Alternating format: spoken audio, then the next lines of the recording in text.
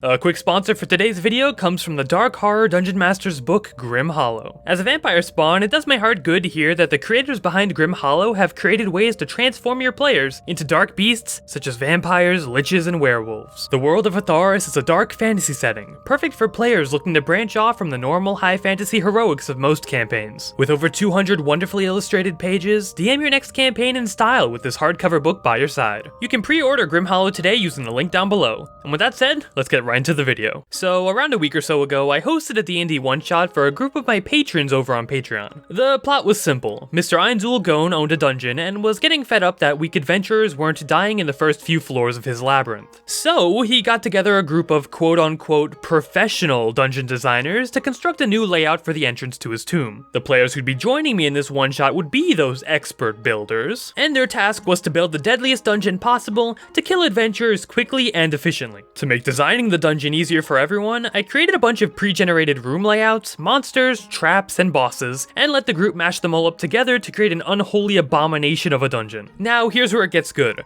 The party had no idea that I'd eventually force them to beat their own dungeon. Now, to make sure everyone understands, they wouldn't win by creating a hard dungeon. They'd win if they could actually beat it. For the first two rooms in the dungeon, the party had 8 layouts they could choose from. Room 1A had a rug that hid a spike trap underneath it. 1B had armor stands that would try to protect the statue in the center of the room. 1C had a mimic chest with a cursed amulet inside of it. 2A was a simple water obstacle. 2B had deadly but easily visible spike traps. 2C was a small room, and both 3A and 3B were large rooms. The party could also pick the undead monsters that would be placed inside the rooms. From ghouls to beholders, some of them posed serious threats, while others could be pushovers in the right situations. The shadows have the ability to stealth as well. Can we use that anyway in 1A? If they hit, that's a 1d4 opto strength score. Get the shadows to appear over the carpet to basically get people to attack them. People step on the carpet, they fall. The problem there is that if they have any ranged people, it doesn't work. Yeah, I know, but then they could also,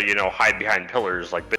Yeah, exactly. And now we need to do the room 1C, right? Mimic room, I'm thinking Minotaur skeletons and put in the bottom left corner and the top right corner and wait till the mimic dies and they take the ring out. In the end, they chose undead shadows to stand on the trapped rug in room 1A, and skeletal minotaurs to stand like statues until the mimic in room 1C would be touched. Not sure if I need to explain why they're already off to an easy start, so let's move on. For the second challenge, I gave the group a bunch of puzzle pieces and told them to make a maze. Whenever a character would hit a dead end, they'd take unnecessary amounts of force damage.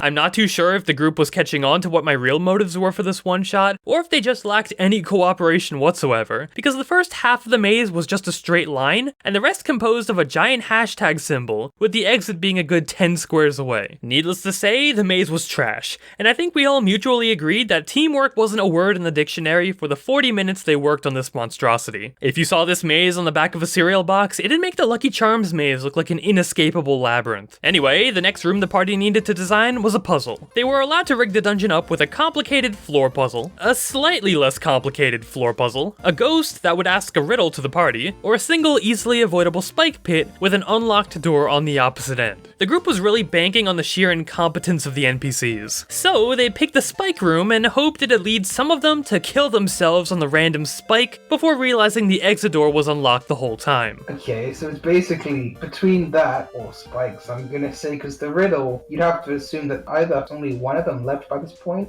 or that they're all just too goddamn stupid and somehow managed to get themselves all killed just through pure sheer stupidity. That would be impressive. So I'm gonna say buttons or spike room. To be honest, I don't think I would immediately check the door. So if we go with like the sheer stupidity of humanity route and pick the spikes, or I think spikes. You guys doing spikes? Yeah. Although they didn't realize it just yet, the party had just picked the single most easiest puzzle to skip out of everything else I offered them, and looking back at the rest of their elegantly designed dungeon, it was starting to look like a piece of cake to finish. Now, every good dungeon has a boss, and this tomb wouldn't be any different. Their choices were a rampaging knight that was physically invincible, a death sphere that would kill everyone in 30 seconds, or a bunch of skeletons with bombs taped to their backs. You guys have 3 rooms? Which one do you think would be a fitting final boss? Orb. Orb. Feeling the orb?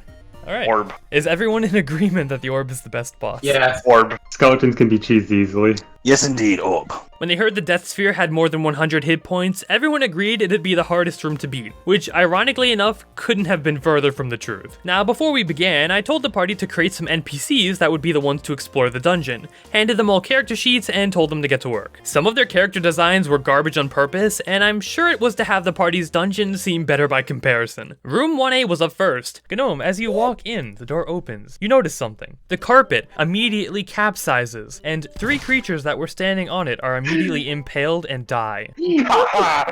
Kind of big brain, not gonna lie, kind of big brain. So I wasn't exactly too sure if shadow monsters weighed anything, figured they had at least a little bit of body mass to them, making room 1A twice as easy to complete. So room 1A was a cakewalk, but don't be surprised yet because the maze coming after it was just as easy to beat. As soon as the battle with the shadows was complete, half the party immediately bolted down the maze in less than 10 seconds, rendering every trap inside completely useless. The mimic room was up next, but neither the mimic nor the skeletal minotaurs would activate so long as the mimic inside the room was not touched. So they walked right on by to the spike puzzle room, where once again, the party walked completely around the giant spike trap and skipped onwards to the final boss. Now the boss would be tough. Once the dude in the back noticed the party, he'd press that big red button in his hand and the giant orb of death would activate, killing them all in a few rounds of combat. And it'd take everyone's strength to escape alive. Or so I thought. Yeah, so the gnome rogue used his stone camouflage skill, snuck up behind the man in the room, stole his remote, and left him completely powerless. In less than a round of combat, the battle was already won. The party had beaten their own dungeon and successfully completed the one-shot. So what have we learned from this? Don't let your players create dungeons for you. It was fun and all, but if you're expecting anything to be balanced, just do it yourself. You're the DM after all. For a quick shameless plug, I host D&D one-shots monthly for patrons, so if you're interested in joining me for a game like this in the future, check out the links down below, and I'll see you all in the next video.